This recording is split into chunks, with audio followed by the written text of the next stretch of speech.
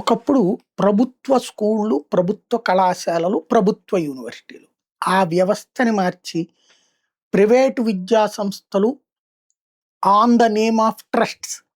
Chaitanya college ట్రస్టుల పేరుతో నడుస్తది. నారాయణ కాలేజీ ట్రస్టుల పేరుతో బడా బడా విద్యా సంస్థలు, బ్రాండెడ్ కార్పొరేట్ విద్యా సంస్థలన్నీ బ్రాండు మనకి వెనకాల ట్రస్టుల పేరుతో కథలు నడుపుతాయి.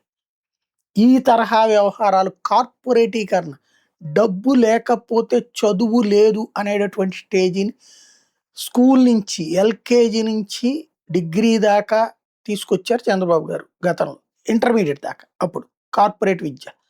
ఇప్పుడు యూనివర్సిటీలు, ప్రైవేటు యూనివర్సిటీల పేరుతో ఆల్రెడీ గీతంలా, విజ్ఞాన్లా, కోనేరులా ఇట్లాంటి వాటిట్ల పేరుతో ఆల్రెడీ డిగ్రీలు కూడా డబ్బులు పోస్తేనే చదువుకుందాం, గవర్నమెంట్ కాలేజీల్లో వద్దులే అనేటటువంటి స్టేజ్ ఇచ్చారు. ఇప్పుడు విశ్వవిద్యాలయాలు అంటే పీజీలు కూడా డబ్బులు ఉంటేనే ఆ విశ్వవిద్యాలయాలకి అనుమతులు. ఎలాగా అంటే ఇదివరకటి రోజుల్లో ఒకళ్ళు స్కూల్ పెట్టాలంటే ప్లే గ్రౌండ్ ఎంత ఉండాలా, ఒక్కొక్క బిల్డింగ్ ఎంత ఉండాలనే రూల్స్. ఆ రూల్స్ కూడా వీళ్ళ కోసం మార్చేస్తారు. ఇప్పుడు తాజాగా యూనివర్సిటీ ఏర్పాటుకి ఇదివరకు 50 ఎకరాల స్థలం ఉండాల్సి ఉంటే ఇప్పుడు 10 ఎకరాలు చాలు. కార్పస్ ఫండ్ 15 కోట్ల రూపాయలు ఇదివరకు అవసరమైతే ఇప్పుడు 5 కోట్లు చాలు.